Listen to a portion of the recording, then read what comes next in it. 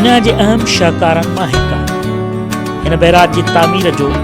उन वक़्त जी अंग्रेज़ सरकार के ख़्याल आयो ऐं हीअ स्कीम 1904 में सुपरिटेंडिंग इंजीनियर डॉक्टर सैमरस हुकूमत हिंद जे ध्यान ते आंदी। 1910 में सरकार ॾाढो बाज़ाब्ता तौर बैराज जी अरावत की तजवीज़ रखी वई, जंहिं बैदि घणे गौर वीचार खां पोइ 1916 में अंग्रेज़ सरकार एक कमेटी ठाही ऐं बैराज जी तामीर बाबति फिजिबिलिटी रिपोर्ट ठाहिण जो हुकुम ॾिनो ऐं इन कमेटीअ बैराज जी तामीर जी सिफारिश कंदे कमु शुरू करण लाइ रिपोर्ट हुकूमत हवाले कई। पर पहिरीं जंग अज़ीम लॻण सबबि बैराज जी तामीर जो कमु 1918 ताईं मुलतवी कयो ऐं उन दौरान मिस्टर ए सखर बैराज मां निकिरंदड़ 7 कैनालनि जो नक्शो तैयार करे हुकूमत अॻियां पेश कयो ऐं 1923 में सेक्रेटरी हिंद बैराज जी तामीर जी बाज़ाब्ता तौर मंजूरी ॾिनी ऐं जुलाई 1923 में पहिरियां त बैराज कॉलोनी जी तामीर जो कमु शुरू थियो त जीअं इंजीनियर ऐं सरकारी कारिंदा उते रही सघनि। उन जी तामीर बैदि 1926 में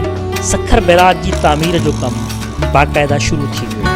ऐं उन सां गॾोगॾु बैराज मां निकिरंदड़ 7 कैनालनि जी बि खोटाई शुरू कराई वई। 13 जनवरी 1932 में वायसराय लॉर्ड वेलिंगडन ने सखर बैराज जो इफ्तिताह कयो। उन वक़्तु बम्बई जो गवर्नर लॉर्ड लाइड हो, जंहिं करे हिन बैराज जो नालो लाइड बैराज रखियो वियो। सखर बैराज मां मजमूई तौर 7 कैनाल निकिरनि था, जंहिंमें साॼे पासे खां 3 ऐं 4 कैनाल खाॿे पासे खां निकिरनि था। सखर बैराज 66 दरवाज़नि ते मुश्तमिल आहे ऐं हिन जी तामीर ते उन वक़्तु लॻभॻि 20 करोड़ रुपया ख़र्च आयो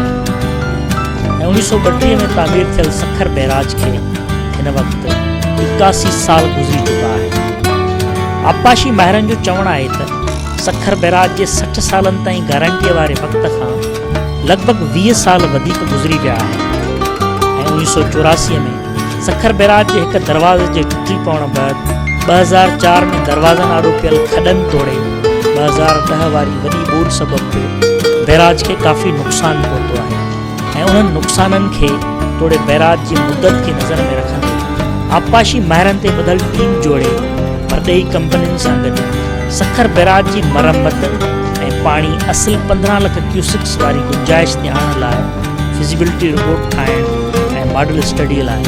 कमु शुरू करायो वियो आहे। 18 महीननि खां हलंदड़ इन ई कम खे पूरो करण लाइ वधीक 6 महीना घुरिया विया आहिनि त जीअं फिज़िकली उन समूरे कम जो जाइज़ो वठी हतमी रिपोर्ट ठाहे